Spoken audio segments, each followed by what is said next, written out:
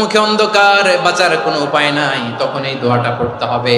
এই দোয়া পড়ে আল্লাহর কাছে ফরিয়াদ করলে বিপদ মুক্ত করবেন কে?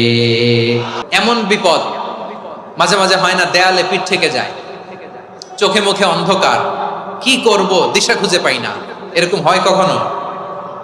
হ্যাঁ, আপনাদের হয়? হয় না? তো জান্নাতে আছেন আপনারা। হয় হয় এরকম হয়েছে না যে দেয়ালে পিঠ থেকে গেছে, চোখে মুখে অন্ধকার, কই যাব, কি করব, বাঁচানোর কেউ না, এরকম হয়েছে কখনো আপনাদের? যদি হয় তাইলে এটার সলিউশন বলবো, না হইলে তো এগুলো বলে লাভ নাই। হয় হয় হয় বিশ্বনবী এরকম কঠিন বিপদে পড়েছেন জীবনের কিছু কিছু মুহূর্তে। ওই মুহূর্তে বিশ্বনবী স্পেশাল দুইটা দোয়া পড়তেন।